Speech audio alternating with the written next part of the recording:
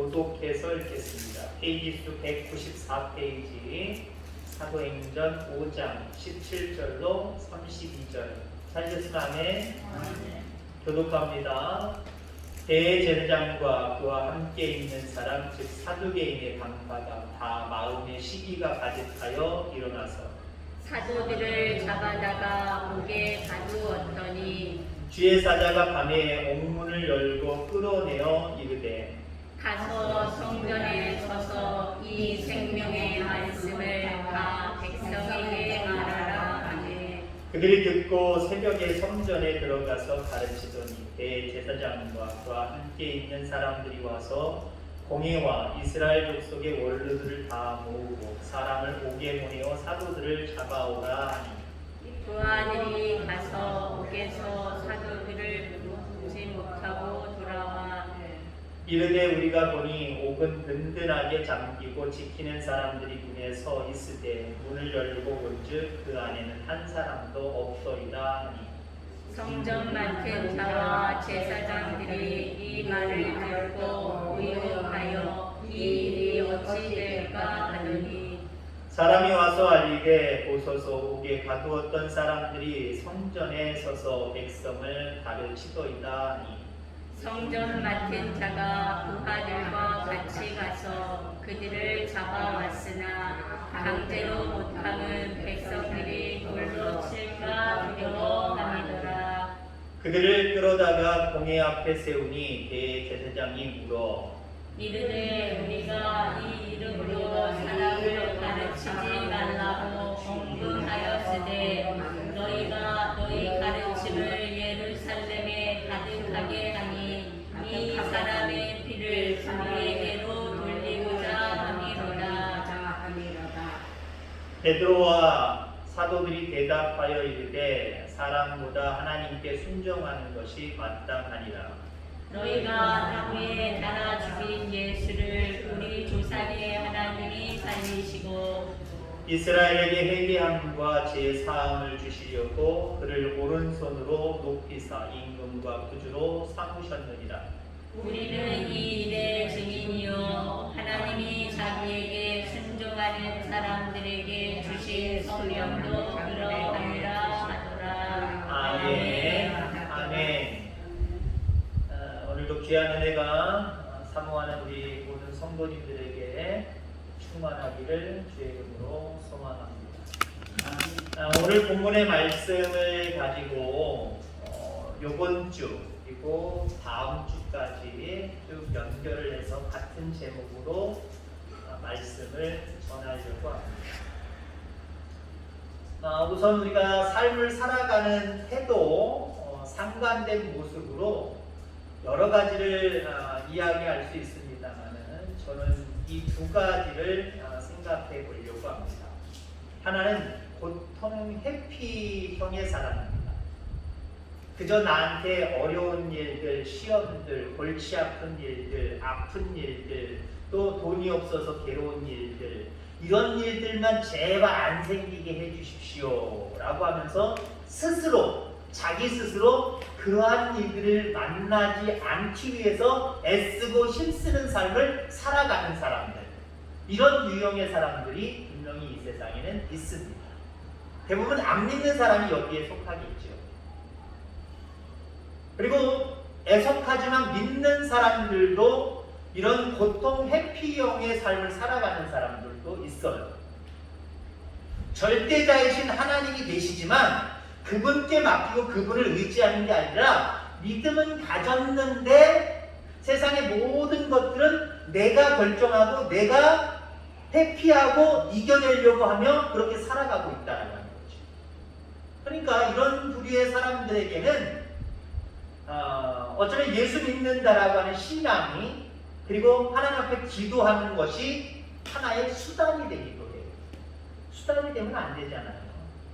그저 하나님에게 감사하고 우리가 마땅히 하나님 앞에 기도하는 게 의무이기 때문에 우리 기도하는 거지 그걸 통해서 뭘 얻어보겠다라고 하는 그걸 통해서 뭘 좀 피해가겠다라고 하는 그 목적만 가지고 있으면 믿노라 하지만 우리도 고통 회피형의 사람일 수밖에 없는 거예요. 자, 그런데 반대적인 개념으로 어떤 삶을 살아갈 수 있냐면은 사명의 삶입니다. 내가 원하고 내가 뜻하는 것들을 이루기 위해서 내가 노력하는 삶이 아니라 나는 어차피 하나님께 지음받고 보냄받은 자이기 때문에 하나님이 나에게 주시는 절대적인 사명이 있다는 거죠. 그 사명을 가지고 하나님 바라보고 모든 일들이 하나님의 뜻대로 되어짐을 확신하면서 믿고 그냥 순종하며 나아가는 삶. 이게 사명의 삶입니다. 우리 그리스도인들이 마땅히 살아가야 될 삶입니다.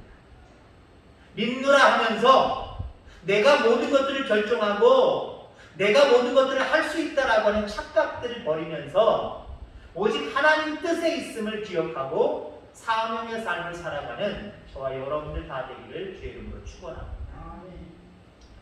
오늘 본문에 보니까 사도들이 복음을 증거하다가 옥에 갇힙니다. 자, 왜 옥에 갇혔을까요? 본문은 이야기하고 있죠. 대제사장들과 사두개인들이 사도들을 옥에 가둔 겁니다. 여기 중요한 부분이 있어요. 하나님, 그의 아들 메시아를 대적하는 자들이라고 한다면 당연히 복음을 증거하는 사도들을 옥에 가두어야지.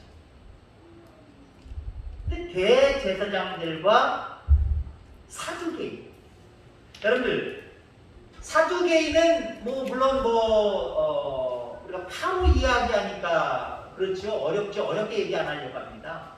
그냥 정통 유대인들이에요. 모세의 율법을 존중하고 그 말씀대로 살려고 하는 한마디로 하나님을 믿는 자들이란 말이에요. 대제사장은요. 제사장도 아니고 대제사장입니다. 하나님이 세우신 종들이에요. 그런데 대제사장과 사두개인들이 복음을 증거하는, 예수 복음을 증거하는 사도들을 옥에 가두었다. 뭐 때문에? 시기심 때문에.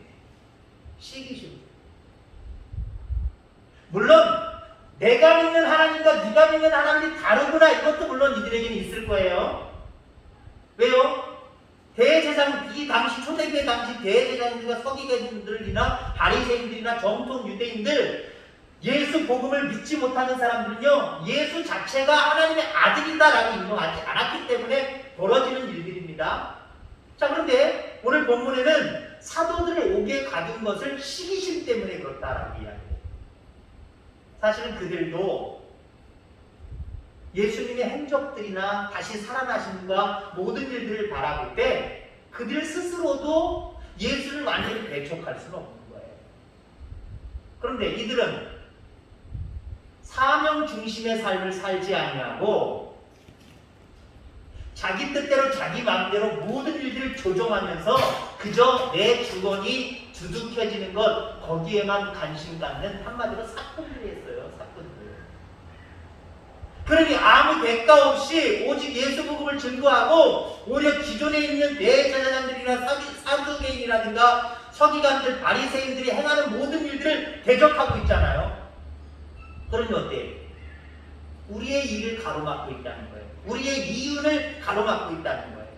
그 시기심으로 가득하여 사도들을 옥에 가두게 되는 모습을 보게 됩니다. 자, 우리가 여기서 잠깐 옆으로 지나쳐서 생각해 볼 게 있어요. 우리 그리스도인들이 경계해야 될 것이 두 가지가 있습니다. 이와 관련돼서 하나는 게으름이에요. 주의 일을 감당하는 데 있어서 우리 그리스도인들을 해방하는 게 뭐냐? 우리 속에 있는 게으름이에요. 게으름 떨쳐버리시길 바랍니다. 주님이 내게 맡겨주신 일들이 있는데 에이 내일에 아예 안 할래, 남이 하겠지, 핑계대고 게으르게 행하는 모습들이 있을 수 있어요. 게으름을 떨쳐버려야 돼요. 또 하나는 뭔지 아십니까? 게으름보다 조금 낫지만 그래도 나름대로 주의를 열심히 하려고 해요. 열심히 하는데 나보다 더 열심히 하는 사람들이 칭찬을 받아요. 시기심이 생기는 거예요. 시기심이 생기기 때문에 주의 일을 잘 감당 못하는 사람들이 있어요. 오히려 주의 일과 반대되는 모습으로 치닫는 그런 오류를 범하기도 해요. 자, 게을러서도 안 되고 열심히 한다고 자기 의로 하다가 결국 칭찬 못 듣거나 남이 칭찬받고 남에게 공로가 가버리면 화가 나는 거예요. 시기하고 질투심이 생겨버리는 거예요. 이것도 우리는 경계를 해야 해요. 사도들이 옥에 갇혔습니다. 그런데 하나님의 능력으로 감옥에서 나오게 되었어요. 기적이지. 자, 그런데 보세요. 오늘 사도들이 나왔는데 옥문이 활짝 열려서 막 우르르 뛰쳐나간 게 아니에요. 옥문은 그대로 있어요. 그대로 있는데 그 안에 있던 사도들이 쑥 빠져나간 거예요. 뭘로 설명을 해요? 순간이도 하나님의 역사입니다. 뭐 깊이 생각할 필요 없어. 하나님의 기적과 같은 은혜 가운데 감옥은 아무 변화가 없는데 그곳에서 탈출이 나온 거예요. 그러니 어때요? 시간적인 여유가 더 있을 수 있어요. 왜냐하면 감옥을 나중에 확인하잖아요. 확인하니까 옥문을 지키는 자들도 그대로 있고 옥문도 그대로 있는데 그 속에 사람이 없다는 거예요. 한마디로 뒤늦게 발견했다는 겁니다. 만약에 다른 성경에 보면은 지진 같은 현상이 나타나서 옥문이 막 열려버리잖아요. 그러면 바로 살아남은 간수들에 의해서나 여러 사람들에 의해서 금방 퍼져나가겠죠. 그러면 잡힐 염려가 있단 말이에요. 근데 이건 시간적으로 여유가 생긴 거예요. 그러면 사도들은 어떻게 해야 됩니까? 상식적으로 바라보면 멀리 도망가야 돼요. 그죠? 멀리 도망가야 돼요. 하나님 앞에서 멀리 가면 안 되지만 지금 이 상황 속에서는 사도들은 살기 위해서 멀리 가야 돼요. 근데 이들 어디 있어요? 주의 백성들이 모인 그 공공장소에서 복음을 증거하고 있어요. 뭘 얘기하는 겁니까? 사명의 삶을 살아가는 모습을 보여주고 있는 거예요.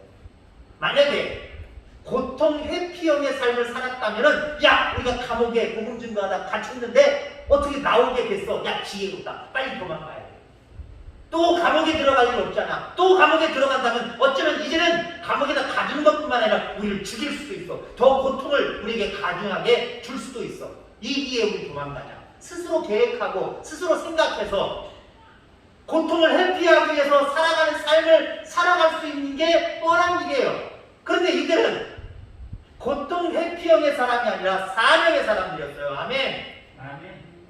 또 잡혀가더라도 이 기회에 하나님의 뜻을 이루고 하나님이 내게 주신 사명을 이루는 곳에 내가 그 생명을, 그 시간을 할애한다. 그리고 복음을 증거하는 거예요. 여러분들 그렇습니다. 많은 순간 우리는 하나님이 주신 은사와 복에 취해서 그분께서 우리에게 주신 사명을 별것 아닌 걸로 치부할 때가 있어요. 다시 말해서 오늘 만약에 이 사도들이 야, 하나님의 은혜다, 할렐루야, 하나님 영광 올려드립니다. 이제 하나님 우리를 감옥에서 건져주셨으니 우리 이제 도망갑니다. 도망가는 길도 지켜주세요. 야, 어디로 도망갈까? 절로 갈까? 이렇게 하지 않았다는 거예요. 아, 하나님 우리를 살려주셨구나. 감옥에서 나오게 해주셨구나.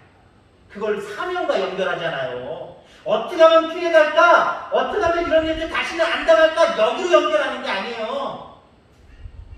사명으로 연결하잖아요. 왜 하나님 건져주셨지? 왜 감옥에서 나오게 하셨지? 아, 이 기회에 또 잡혀 들어가더라도 복음 증거하고 믿지 아니하는 사람도 믿어서 또 더 견고하고 위로하고 격려해야 될 사람들, 이 사람들 만나게 하시는구나. 그 사람들 만나서 복음 증거해야지, 설교해야지. 사명과 연결을 시켜요. 여러분 그렇습니다.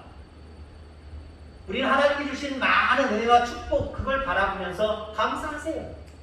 감사하되 감사하는 걸로 뚝딱 끝내버리지 마세요. 우리 많은 그리스도인들이 그럴 때가 많아요. 하나님 뭐 주세요? 이런 고통 당하지 않게 해서 이런 염려거리 없게 해주세요. 이거 깨끗하게 씻겨주세요. 해결해주세요. 고쳐주세요. 그리고 그런 은혜를 베풀어주면 입으로 하나님 감사합니다. 아니면 때로는 통투 드려서 하나님 앞에 감사합니다. 그 정도에서 멈출 때가 많단 말이에요.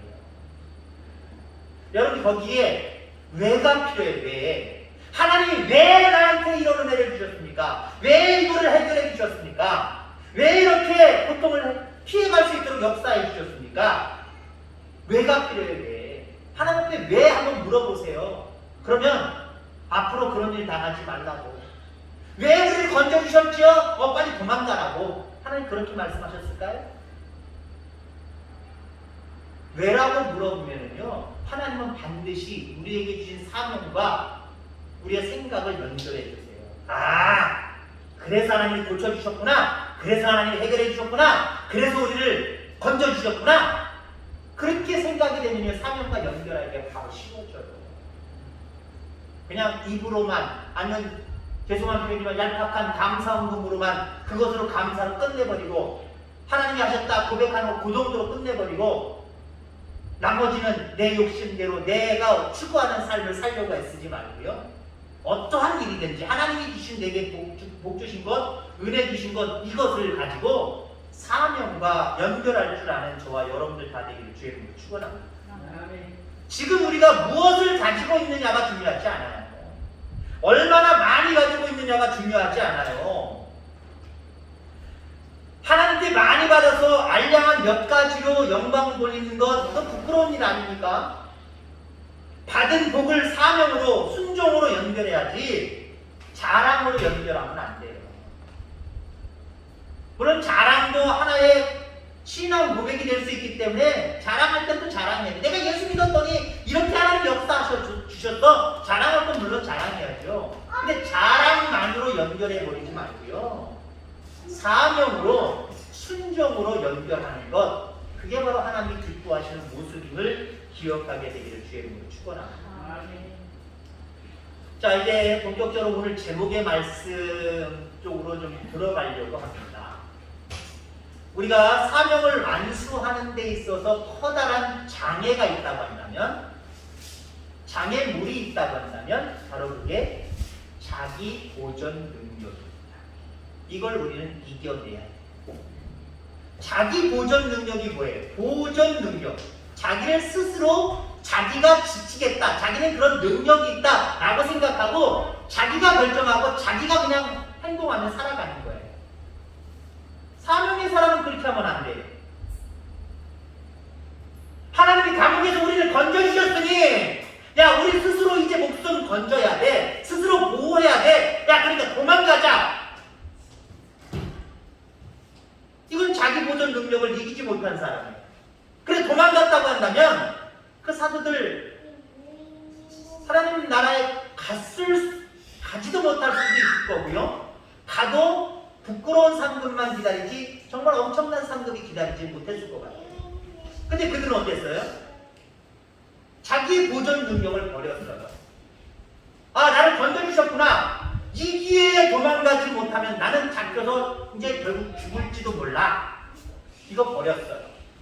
우리를 감옥에서 던지신 이가, 그분이 우리의 모든 생사복을 더 주장해 주시겠지, 역사해 주시겠지. 이제 더 겁날 게 어디 있어? 하나님이 이렇게 나를 보호해 주시고, 하나님이 나를 이렇게 건져 주시고, 하나님이 이렇게 내 편이신데 내가 뭘 해봐야 소용이 없으니 하나님 앞에 맡겨버리자. 그리고 순종의 길을 걸어간 거예요. 사명의 길을 걸어간 거예요. 도망가지 않았잖아요. 많은 사람들에게, 믿는 사람들에게 가서 복음을 증거했잖아요. 하나님의 메시지를 증거했잖아요. 이게 뭘 증명하고 있는 거예요? 그 사람들, 사도들이 자기 보존 능력을 스스로 버리고 하나님께 맡겼다는 거예요. 하나님께 맡겼다는 거예요. 아브라함을 예를 들려고 합니다. 아브라함은 하나님께서 보호해 주셔서 많은 식솔들을 이끌고 가나안 땅에, 자기 본토 친척 아비집을 떠나서 가나안 땅에 왔습니다.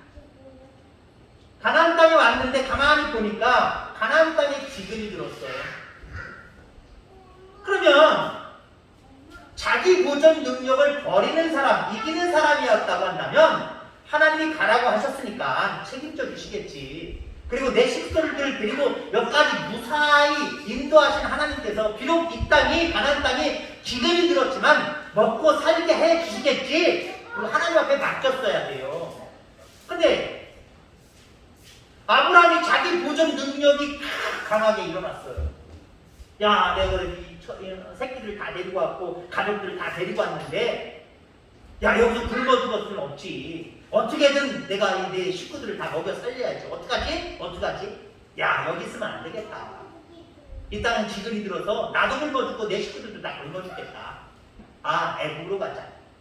애굽으로 가버리잖아요. 애굽으로 갔더니 어떤 일이 벌어져요?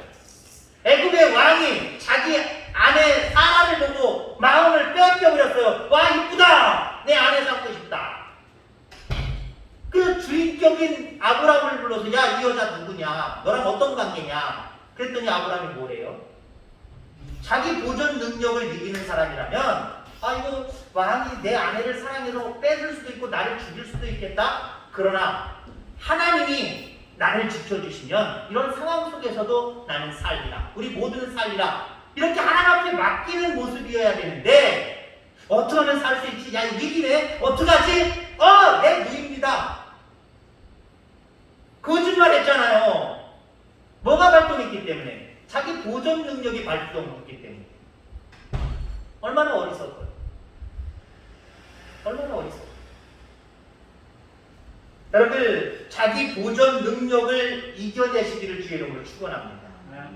시대가 위험하고 시대가 악할수록 자기 보존 능력은 더 강해지기 마련이에요. 지금 코로나 시대잖아요. 코로나만 문제인가요? 지금 지구상에 난리 이런 난리가 없어요.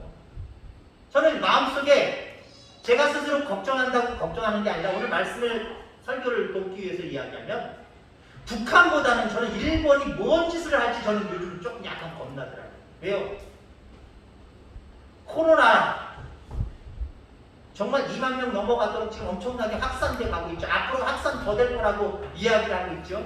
제대로 된 조사를 안 했기 때문에 수치상으로 그렇지만 더 많을 거라고 이야기를 하고 있죠. 지금 일본에서 일본 사람들은 정치에 개입을 잘 안 하는데 지금 막 데모가 일어나고 유혈 사태가 벌어지고 있죠.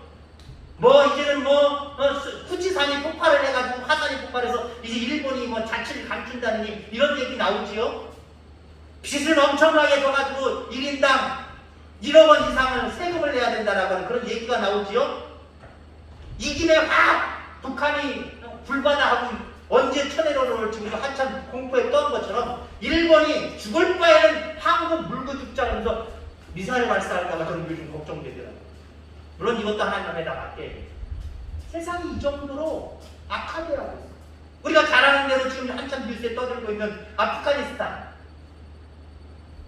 이미 적대자들한테 참락당했잖아요. 이런 일들이 지구상에 그리고 지구 온난화로 인하여 산악의 비가 오고 물난리가 나고 북극 남극에 눈이 녹아서 이제는 지면이 점점 위로 올라와서 지구가 점점 땅이 사라지고 있다는 거죠. 이런 시대 속에 어떻게 하면 살아남지? 어떻게 하면 내가 피해갈 수 있지? 이것이 더 발동되기 마련이라는 거죠. 그냥 우리나라만 보세요. 지금 보세요. 어떻게 하면 코로나로 인해서 내가 걸리지 않고 회피하고 잘 걸리지 않고 내가 살아갈 수 있지? 이거 회피하려고 스스로 노력들 많이 하잖아요. 스스로 노력하지 말라는 거 아니에요. 다른 나라들처럼 나 마스크 안 써! 에이 몰라 어디 갈 거야 사람들 모일 거야 이러면 안 되지요. 이러면 안 되는데 우리가 좀 더 생각해 봐야 돼요. 내 생사화복을 주관하시는 분은 하나님이에요. 그럼 이 코로나 시대에 이렇게 정말 지구가 정말 혼란스러운 이때에 어떻게 나를 보존시킬 것이냐, 어떻게 내가 살아남을 것이냐, 이거 하나님 앞에 맡기셔야죠. 그래서 여러분들 자기 보존 능력을 이기는 것, 여기에 큰 하나의 방법 하나가 있어요. 중요한 부분이 있어요. 자기 부인이 일어나야 돼요. 나를 부인해요. 내가 능력 있어요? 능력 없다고 이야기해요. 아브라함이 야 내가 애굽에만 가면 내가 먹여 살릴 수 있어. 그거 내려놨어야 돼요. 내가 어떻게 먹여 살려? 하나님 여기까지 오게 하셨는데 하나님 앞에 다 달려있지. 내가 어떻게 저 자식들을 먹여 살려? 하나님 이곳에 기근이 들었어요. 가라고 해서 왔는데 기근이 들었어요. 하나님 먹여주세요. 살려주세요. 하나님 앞에 맡기셔야죠. 근데 아브라함은 자기 부인이 안 일어났어요. 내가 할 수 있다는 거예요. 물론 너무 우리가 자기 능력을 외면하고 아무것도 안 하는, 부인해버린, 자기 스스로까지 부인해버려서 결국은 아무것도 안 하는 그런 무능한 사람이 되어서는 안 되지만, 많은 경우 하나님이 앞서야 될 부분, 하나님이 나서야 될 부분에 내가 나서서 내가 다 할 수 있다라고 생각하는 부분도 있어요. 이걸 부인하셔야 돼요. 여러분, 그렇습니다. 나를 지키는 분은 하나님이지 내가 아니에요. 나의 길을 여는 분도 하나님이지 내가 아니라는 거예요. 많이 가질수록 하나님께 엎드려 매달릴 줄 아는 사람들, 이런 사람들 어떤 사람들이 자기를 부인하는 사람들, 그래서 자기 보존 능력을 이긴 사람들이라고 하는 거예요. 다윗 이야기하지. 다윗이 위대한 이유가 뭘까요? 그는 시편에서 자주 자기를 부인하는 모습을 보여주고 있습니다. 자기가 왕임에도 불구하고, 특히 시편 23편, 여호와는 나의 목자시니, 왕이 그렇게 고백하고 있단 말이에요. 주인이 이 나라의 주인이다, 내가 왕이다, 이래야 될 사람 아니에요 지금? 근데 이거 다 내려놓고 있어요. 하나님 앞에서는 다 내려놓고 있어요. 여러분들 그렇습니다. 사람들 앞에서는 나 아무것도 못해요 하고 연약한 인간이 되면 안 돼요. 그러나 하나님 앞에서는요, 모든 것을 부인하시길 바랍니다. 나는 못합니다. 하나님이 함께 하시지 않으면 아무 소용이 없습니다. 내가 지혜 있고 내가 돈 있고 권력 있다고 할지라도 하나님이 함께 하시지 않으면 나는 아무것도 소용이 없습니다. 다윗이 위대한 건 왕임에도 불구하고 자기를 대단한 사람으로 올려놓지 않잖아요. 하나님 앞에 아무것도 아닌 것으로 자기는 내려놓고 있단 말이죠. 그래서 여러분들 다윗이 대단한 겁니다. 여호와는 나의 목자시니 하나님이 계시기 때문에 내가 안전하다라고 한마디로 시편 23편에 그렇게 고백하고 있고, 시편의 많은 내용들을 다윗이 쓴 시를 보면요, 대부분 다 이런 내용들이에요. 자기를 내려놓고 하나님을 의지하고 하나님의 능력 가운데 맡기는 이런 모습을 다윗이 보여주고 있단 말이에요. 여러분, 우리가 하나님을 의지하지 않고 그분께서 주신 지혜를 활용하지 않으면 하나님이 말 그대로 촛대를 우리에게서 옮겨가십니다. 이게 무슨 말이에요?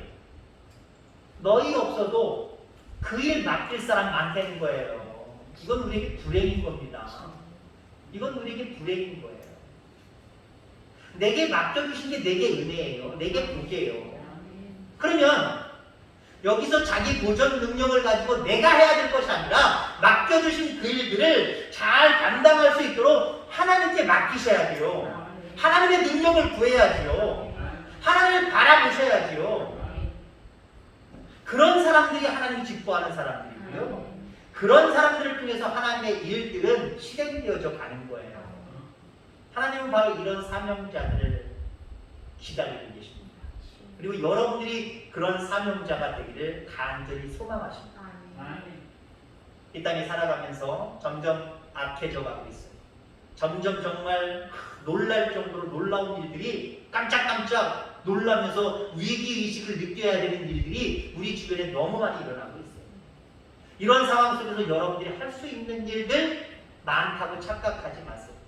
하나님 앞에서조차도 자기 스스로 난 이런 계획을 가지고 이렇게 한 거고 이렇게 하면 될 거라고 하는 그런 이상한 확신 갖지 마세요. 하나님 앞에 맡기세요. 하나님을 의지하세요. 자기 보존 능력을 이기고 온전하신 하나님 앞에 맡기면 그게 훨씬 더 우리에게 이익이 있어요. 우리가 훨씬 더 큰 복을 누리며 살아갈 수가 있어요. 자기 보존 능력을 이기지 못하고 세상 사람들이 바라볼 때는 저 사람 똑똑해, 현명해.